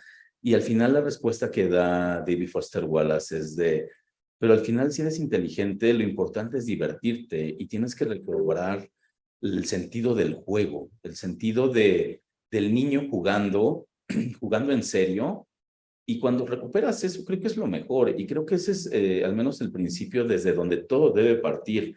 Si vas a empezar un escrito por vanidad, porque crees que con ese cuento, con esa historia, con ese reportaje te van a dar un premio, o porque quieres impresionar a alguien, o porque quieres mostrarte como la persona más inteligente y que tiene las mejores frases, creo que vas a empezar un poco mal. Creo que al final del día es ser tú, es encontrar un poco desde dónde la voz honesta que tú eres, ¿no? Y quitarte un poco todas esas arañas de qué van a pensar. No, a ver, un poco y tratar de entender la historia, ¿no? Garro para mí siempre fue como muy claro y yo cuando arranqué la historia fue de quiero una escena fuerte y quiero que sea como cinematográfico, ¿no? Porque mucho de lo que yo consumo es imagen, video, películas, documentales, ¿no? Yo creo que, perdón que esté en un curso de literatura, pero creo que es lo que menos hago, leer. O sea, sí leo, pero mi porcentaje de consumo es mucho más grande de otros productos, por así decirlo. Y sin embargo, pues por supuesto que ver series o lo que sea te ayuda un poco a estructura, a ver guiones, a ver como fraseos, ¿no? Por así decirlo. Entonces, a mí me gustó mucho ese ensayo de David Foster Wallace, porque fue de diviértete, hazlo por el sentido nada más de pasarla bien y sé honesto contigo mismo, ¿no? De qué es lo que quieres hacer. Y sobre todo, creo que también el editor, ¿no? O sea, si realmente tienen la fortuna de que alguien les dé su tiempo, les dé sus observaciones, les ayude a mejorar, den gracias, la neta. Porque la verdad es que los periodistas y los escritores podemos ser bien egocéntricos y decir, a mí nadie me mueve una coma, ¿no? A mí nadie me mueve un adjetivo. Y pues dices, chale, pues ¿qué eres Octavio Paz o quién carajos eres, no? O sea, ¿quién te crees, francamente? O sea, si realmente tienes en tu vida a un editor que te está regalando su tiempo, su consejo, su paciencia, y está leyendo tus cosas horribles, neta, da gracias, o sea, nunca lo dejes, es porque lo vas a extrañar, porque muchas veces, y yo creo que una de las grandes carencias que actualmente tenemos en el periodismo mexicano son los editores, y no solo en el periodismo, sino en general, ¿no? O sea, creo que es de estas cosas que se ha ido minando, no por las personas, sino por o recursos o capitalismo, lo que tú quieras, ¿no? Entonces, al menos te decía, con Garro, yo dije, voy a hacer una primera escena potente que sea un thriller. O sea, yo siempre que pensé en Garro, dije, esto va a ser un thriller. Así lo pensé en mi cabeza y me dediqué mucho tiempo a leer reportajes viejos, a películas como de cine negro. O sea, sí hubo como que un trabajo de ver todos esos recursos en el que les mandé de La fuga de Elena Garro. Yo quería que la primera escena, como es en un cuartucho de madera y hay un catre que rechina y la madera truena y quería que fuera toda esa atmósfera así como de esa escena en un cuartucho como opresivo, ¿no? Y ellas histéricas con el militar y con todo esto, pintadas del cabello negro, ¿no? O sea, todos esos detalles. Los detalles son lo que importan, ¿no? Una vez veía los expedientes secretos X y le decía a un personaje, los detalles no importan. Y Mulder le respondía, no, es que los detalles son todo. O sea, puedes ahí poner, yo conseguí que Garro escapó en un Galaxy 69, encontré direcciones, cartas, tenía la lista de cuando vaciaron su casa, cuántos trastes había, cuántos libros, o sea, esa cantidad de cosas estúpidas, al final del día, es lo que va a hacer la diferencia, ¿no? Entonces, esa era mi intención de Garro, era de, esto es un thriller, yo lo pensé así, pero también era una idea de, no puede ser un thriller porque es como una historia muy oscura y que sería nada más como muy negativa o una parte nada más de Garro. Entonces, como yo ideé la estructura fue de zigzag, pasado, presente, que me explicara Garro en el 68, pero que también me la explicara de niña. Y cuando hizo Los recuerdos del porvenir, y cuando se casó con Paz, y cuando hizo Felipe Ángeles, y cuando vivió en París. Entonces era como una especie de ir contrastando, ¿no? Como un contrapunto, por así decirlo, para poder construir este personaje, porque era un reto de decir, sí, sí la admiro, pero tampoco esta es una carta de amor hacia Elena Garro. Creo que una carta muy honesta de, pues sí, hiciste estas cosas y está documentado, pero también hiciste las cosas buenas. Entonces también encontrar ese equilibrio, ¿no? Y entender que no todas las personas somos ni buenas ni malas. Tenemos nuestros claroscuros y muchas veces nos gustan los héroes, ¿no? Como que el personaje puro, intocable, ¿no? Que no se equivoca, que no duda y que siempre es que siempre es el mismo, ¿no? Nunca se contradice. Y dices, qué aburrido, ¿no? Pues, ¿qué es Jesucristo? No, yo no quiero eso, yo quiero algo humano, yo quiero gente que se drogue, gente que se equivoque, gente que se meta en problemas, que coja, que se ría, que tenga vida, ¿no? Eso es finalmente para mí un poco lo más interesante. Y es al menos donde ahorita estoy parado y es donde estoy escribiendo lo de la fiesta hippie. Entonces sí ha habido como una especie de ver como lo que he escrito desde diferentes puntos y que te digo, no, la verdad es que ya no voy a hacer lo mismo de antes, porque qué aburrido.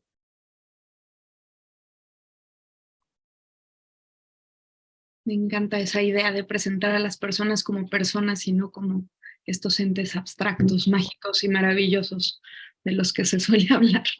Sí, no. Tenemos otra pregunta acá de Mariana. Adelante, por favor, Mariana. Hola, gracias Rafael por tu plática. Me gusta mucho que ames a Elena Garro y que la admires también, como yo.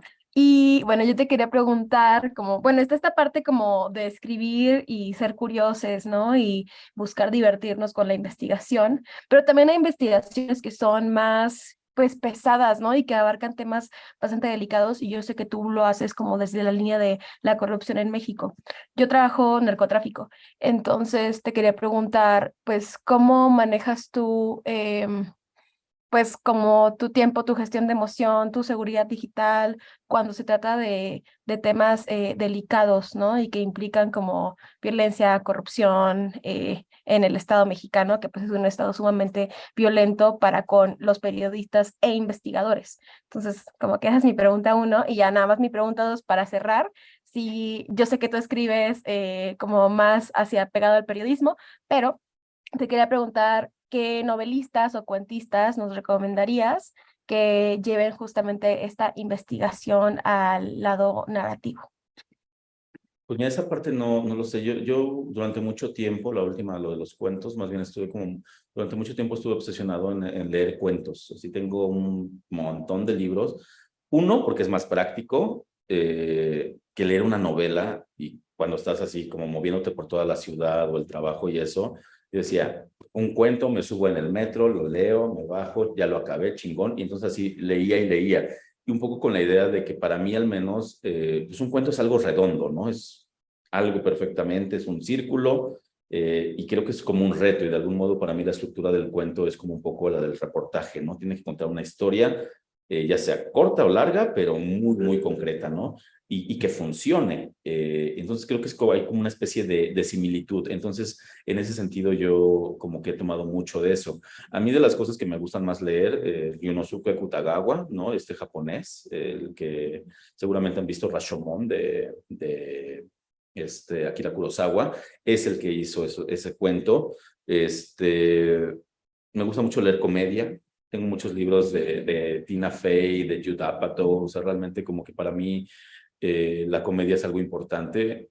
A mí creo que me impresiona más alguien que dice algo divertido o algo estúpido a alguien que dice o que intenta decir algo sumamente inteligente, ¿no? Porque creo que un poco la inteligencia y el humor van de la mano, entonces me gusta más ese tipo de cosas y creo que el humor finalmente también es una forma de decir cosas serias, ¿no? Entonces, de algún modo, cómo nutrirte del humor para decir algo o para decir cosas serias es una herramienta también que podemos usar porque es la ironía, es el sarcasmo, es que también son habilidades que puedes ocupar al momento de describir a alguien o al momento de estar narrando una escena, ¿no? Entonces también no menospreciemos ese tipo de cosas. Y yo prefiero al menos, no sé, ojalá alguien escriba algún día algo y se carcajee.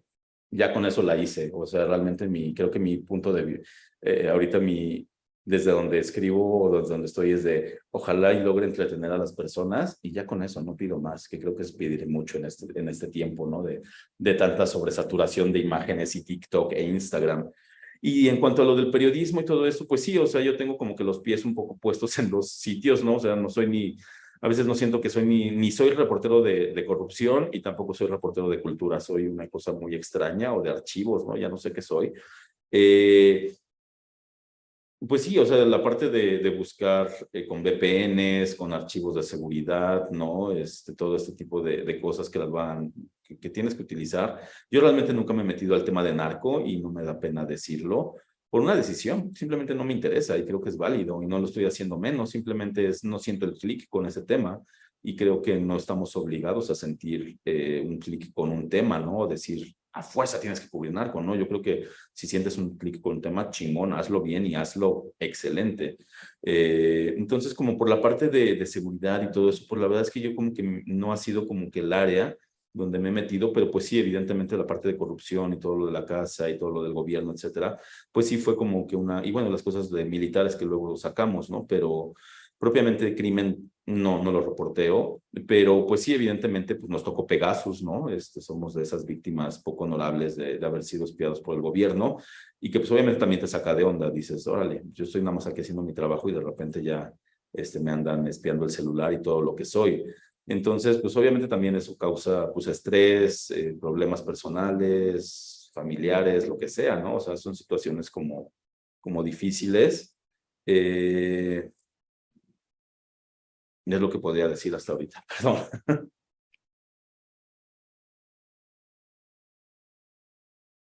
Gracias. Seguimos con Jonathan, por favor, adelante. Hola, Hola, mucho gusto, Rafael. Yo quería preguntarte sobre qué pasa, o sea, si uno investiga y hace el reportaje, pero quería preguntarte como qué pasa el después. ¿Qué pasa en el después? Y entiendo que también, como estamos hablando de archivos, pues los archivos, pues no vamos a conversar con los papeles, ¿no? Porque pues ya fueron escritos. Y también cuando uno hace reportajes con personas, pues ahí sí les puede preguntar como, bueno, ya depende del reportero, ¿no? Como qué les pareció o si uno hace después más investigación. Creo que también ya mencionaste que todavía se va a expandir, ¿no? El libro de Elena Garro, pero pues sí quería preguntarte como si tú tienes algún ritual después de terminar un reportaje o qué haces ya después de que se publique. no, pues rituales no, o sea, es como de ya al fin me liberé, bye, lo que sigue, ¿no? Un poco, pues no sé, Garro sí ha sido como algo que me ha acompañado y que pues agradezco mucho, ¿no? Porque finalmente empezó como una obsesión absolutamente adolescente y en lo que acabó, ¿no? Y todavía lo que puede ser si todo sale bien. Entonces, así que cuando la gente se ría de ustedes, de que nada más hablan de un tema o de que andan ahí como loquitos investigando sobre una escritora loca, ríanse porque realmente, así que sigan sus sueños y nunca se rindan, porque la verdad, yo sé que mucha gente así me tiraba de loquito, ¿no? Y todo, y era como de, pues güey, yo estoy haciendo lo mío, ¿no? Déjame en paz. Y al final del día fue como de, miren, había una gran historia, ¿no? Entonces, creo que lo primero es creer en uno mismo, ¿no? Y mantenerlo, porque mantener una historia, y ustedes lo saben, escribirla o reportearla o lo que sea, puede ser algo muy cansado, ¿no? Y al final del día es una cuestión de voluntad, pero es una voluntad que finalmente nadie te lo va a pedir, nadie te lo va a exigir, eres tú mismo, ¿no? Y somos extraordinarios procrastinando, haciéndonos pendejos, dejando, etcétera. Entonces, yo lo único que les diría es, no tengo un ritual, pero háganlo, sobre todo simplemente piensen en hasta dónde puedo llegar. O sea, nada más por esa simple curiosidad de uno mismo, de realmente esto que estoy imaginando en mi cabeza, ¿soy capaz de concretarlo?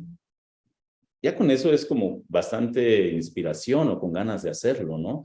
Y hazlo por ti, o sea, finalmente es tu diversión, es tu tiempo, o sea, ahorita yo, por ejemplo, me he resistido un poco a terminar este libro de un maquinazo, porque digo, ¿cuántos libros de periodismo no han salido de un maquinazo? Casi todos, seguramente. Escritos con prisa, así, y una parte de mí es como de, no, yo no quiero eso. O sea, en este punto es de, quiero hacer algo bonito, nada más porque, por el hecho de, tal vez un asunto estético, lo que sea, no sé, pero simplemente es como de, creo que quiero y puedo darme el tiempo, o no sé si pueda, pero al menos quiero darme el tiempo de tratar de hacer algo bello. Y eso, que finalmente es lo que creo que todos cuando tratamos de escribir, digo, yo soy más desde el lado del periodismo, pero al final del día creo que todos en el fondo estamos tratando de hacer algo bello, de hacer algo bonito. Ya deja tu trascendente o lo que sea, pero simplemente algo que, pues sí, algo hermoso, ¿no? Que creo que eso es como que lo principal. Se te pueden meter muchas cabezas o muchas voces, ¿no? De la vanidad, lo que dirán los otros, quieres ser el más chingón o te sientes el más estúpido y que eres un bueno para nada. Y yo he estado en todas esas y todavía estoy, ¿no? Finalmente creo que una vez leía de un libro de periodismo que decía que al final del día todos los periodistas tenemos problemas de inseguridades, ¿no? Pero que es mejor canalizarlo en la verificación y en vez de dudar de ti mismo, pues mejor ponte a verificar un dato y vuelve a verificar y utiliza esa, y es como transferir esa debilidad y convertirla en una fortaleza. ¿Eres inseguro? Pues mejor vuélvete fact-checker y hazlo bien seguro. O sea, me explico, y esas partes de que muchas veces uno está triste. A mí, por ejemplo, honestamente me dan como picos en los que soy muy creativo y de repente tengo unos bajones bien cabrones. Es como una cruda, yo le llamo mi cruda creativa. Y durante mucho tiempo eso me afectaba cuando era más joven. Ahorita ya después de tantos años de terapia y todo, también aprendes un poco a no ser tan duro contigo mismo y también como que quisiera decirles eso, ¿no? O sea, no se torturen o no se lastimen, porque finalmente lo que están haciendo o lo que están tratando de escribir o lo que sea, pues, es como sea un acto de amor, es algo bonito, ¿no? Es creatividad. Entonces, no se hagan menos a ustedes mismos, porque podemos ser muy duros, o al menos yo desde el periodismo, yo no conozco a ningún periodista que esté sano realmente, ¿no? Mentalmente, todos tenemos nuestros problemas de inseguridad y de todo esto, y al final del día se trata un poco de, ¿qué me trajo aquí? Y a mí me trajo simplemente divertirme y tratar de hacer algo bonito y pasarla bien. Entonces, si me mantengo en eso, pues creo que eso es lo importante.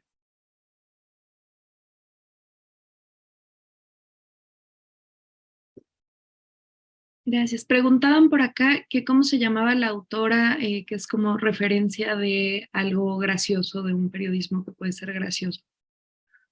No sé, realmente no sé. Te digo que yo me la paso, o sea, yo me la paso diciendo estupideces y yo me la paso como que todo lo consumo es humor, ¿no? O sea, no porque vea la vida así, pero, o tal vez sí, pero realmente como que trato de no tener un tanto los pies en la realidad, ¿no? Como que uno necesita un poco de absurdo para sobrevivir todos los días. Ya si sea tu gato o cualquier cosa, como que necesitamos ese tipo de cosas y es donde yo me fijo. O sea, realmente muchos de las, ha habido reportajes que yo he hecho que han salido de chistes y que han salido de bromas y que eventualmente terminaron siendo reportajes que es como muy tonto. Pero yo trabajo mucho con la idea de shower principle, ¿no? Eso de que te estás bañando y de repente tienes como eureka la historia buena o el momento de iluminación, es un poco mi estilo de trabajo a veces. Entonces, tal vez no es como tan formal o lo que sea, pero más bien yo me voy como alimentando de todo eso, ¿no? Es un poco tener la antena abierta a tratar cosas extrañas finalmente, ¿no? Es que es un poco lo que a mí me interesa, o cosas que digas, es como tratar de ver un poco el revés de las cosas, y creo que eso es como muy importante. Muchas veces damos por sentado que algo o una historia ya está contada, y que esa es la historia oficial. No, dale la vuelta, desármala, ve el revés, y vas a encontrar algo, y vas a encontrar cosas distintas, ¿no? Entonces, les digo, tratemos de encontrar como cosas más distintas, historias como que no están tan contadas, que hay un montón, la verdad.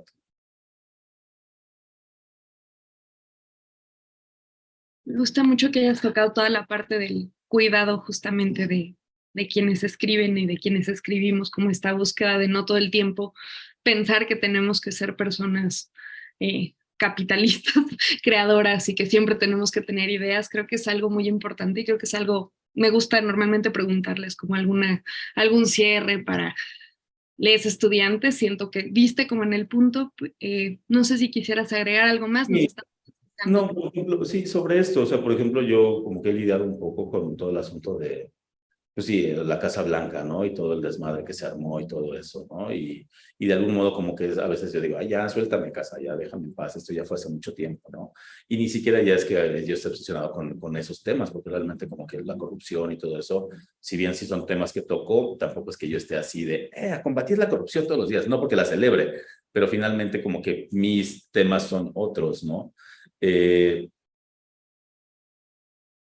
Y muchas veces, pues sí, o sea, como comienzas a meterte ideas en la cabeza, ¿no? Y estas imposturas de tengo que agradar, o tengo que sorprender, o tengo que escribir, o tengo que ser más chingona, o sea, sé tú, al final del día, sé tú. O sea, como que creo que tiene que ver mucho con, no porque yo me súper autoconozca, ni porque esté iluminado, ni nada, pero más bien es como de, pues la terapia ha servido de algo, realmente, ¿no? Y años de pasarla quizá mal y de también pasar depresión y varias cosas, te van ayudando, ¿no? Un poco a entender y al final del día, les digo, o sea, siempre que estén ahí, que le estén pasando mal, tal vez recuerden, ¿por qué lo estoy haciendo? Pues porque te gusta, güey, porque lo quieres pasar bien, porque quieres hacer algo bonito. Todo lo demás es ruido, todo lo demás es vanidad, es ego, ¿no? O sea, como que apaga un poco esas cosas y realmente yo cuando me la paso mejor, o sea, realmente así, me doy un toque, ¿no? Hago un churro, sorry, o me doy un cigarro, ya me pongo a escribir y me la paso muy bien, o sea, realmente hasta digo, es mi momento, me la estoy pasando bien y es como un momento de disfrute, de decir, estoy escribiendo, ya descanso, después edito Y dices, es algo bonito, es hasta algo como de cuidado, tal vez esto que decía este compañero Jonathan, ¿no? De qué haces cuando terminas algo. Pues no tengo ningún ritual realmente, mi ritual es como sentarme a escribir, un cigarro, estar escribiendo, pasarla bien, pongo música, me pongo a bailar, o sea, es como un momento de ser tú mismo, ¿no? O sea, creo que al final del día, un poco para mí escribir es esta idea de dance like nobody's watching, ¿no? Eres tú, baila como si nadie te estuviera viendo, eres tú, es tu hoja, es tu cuarto, y ese como tal vez tratar de escribir ese algo, lo que sea, pero que tenga ese fuego infantil o adolescente, ¿no? Que de algún modo a todos nos movía. Y creo que si logramos crear algo, o cuando encontramos algo que tiene ese fuego que nos mueve, es cuando lo agradecemos. Entonces yo lo único que les diría, sean ustedes mismos, diviértanse, y aprendan, porque la verdad es que somos, al menos yo desde el periodismo soy muy afortunado, porque yo en la vida hubiera aprendido tanto de poesía o de teatro, de cosas, y Garro me lo permitió, porque me permitió explorar eso. Y ahorita que yo he estado estudiando otras cosas, pues también, y cuando hice Peña, pues tuve que estudiar leyes y construcción y cosas horribles. Entonces, cada cosa también te va aprendiendo, y es como interesante esos caminos, ¿no? Y es por eso como que una parte de mí ha dicho, yo no quiero como que una parte mía de, realmente yo quiero seguir reporteando cosas de auditorías, de desvíos. ¿Eso es lo que quiero en mi vida? No lo sé, no creo. Entonces también por eso como que he tratado de ir encontrando otras historias que me van llenando un poco, pues mis intereses o mis necesidades personales, y al mismo tiempo afortunadamente son historias que tienen interés público y que pueden ser contadas. Entonces, si logras esos dos puntos en los que dices, me encanta el tema, y dos, está súper chingón y a la gente le va a interesar, ¿qué más quieres? O sea, realmente esas son las historias como que valen la pena. Y ten paciencia, o sea, te cuesta un montón, ¿no? Y yo muchas veces, por ejemplo, esto que estoy terminando, a veces ya he pensado en dejarlo, ¿no? Y hasta mucha gente me lo ha peluceado, porque era como de, ¿cómo después de hacer un reportaje como La Casa Blanca o como algo de Elena Garro, estás contando algo sobre unos hippies marihuanos? Ni modo, la mente me encanta y va a ser una gran historia, porque realmente es una gran historia y es muy divertida. Pero creo que también es como darnos esos gustos, ¿no? Tal vez, ¿por qué no lo voy a escribir? ¿Por qué no lo voy a hacer? Finalmente es lo que quiero hacer, y creo que también eso es válido. Dejemos de escribir muchas veces como de qué es lo que necesita el mercado, qué es lo que necesita. No, o sea, creo que lo vas a agradecer. Finalmente, si terminas oyendo, es como oír un podcast, ¿no? Terminas oyendo un podcast en el que realmente dices, órale, encontré algo de mí en ello. Este autor me dijo algo, o encontré algo que estaba pasando, porque habló de salud mental, o habló de drogas, o habló de violación, o de crimen, o de pobreza, o de cáncer, o de VIH, lo que tú quieras.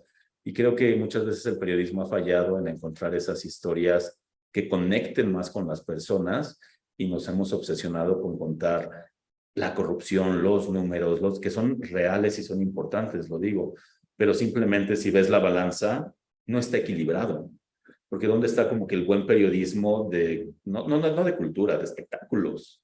O sea, para la industria que tenemos, ¿dónde está el chingón periodismo de espectáculos? No por hacer menos a los compañeros que están afuera, pero ¿dónde está la gran investigación de espectáculos, no? No lo tenemos. Como que tenemos, como que hay algo muy malo, a mi juicio, ya con esto termino, en que hemos encapsulado el periodismo de investigación, que es un sinónimo de corrupción. Y yo creo que eso es una falacia absoluta. El periodismo de investigación se puede aplicar a cualquier tema, a cultura, a archivos, a historia, a salud, a medio ambiente, a espectáculos, si lo haces bien. Entonces, no delimitemos o no limitemos, porque entonces quien sale perdiendo es el público, porque si nada más a la gente, a la sociedad le estamos mostrando periodismo de investigación que tiene que ver con política o con temas duros, estamos abandonando todo lo demás. Y eso nada más le daña a la sociedad, francamente. Y con eso acabo. Maravilloso, estoy totalmente de acuerdo contigo.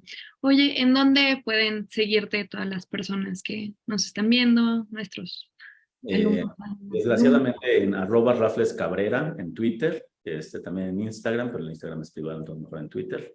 Si los ofendo, si digo algo incorrecto, no fue mi intención, trato de tener, no tomarme las cosas muy en serio, la verdad. Ya, el mundo ya es bastante horrible como para todavía tratarse de llevarlo muy en serio todos los días.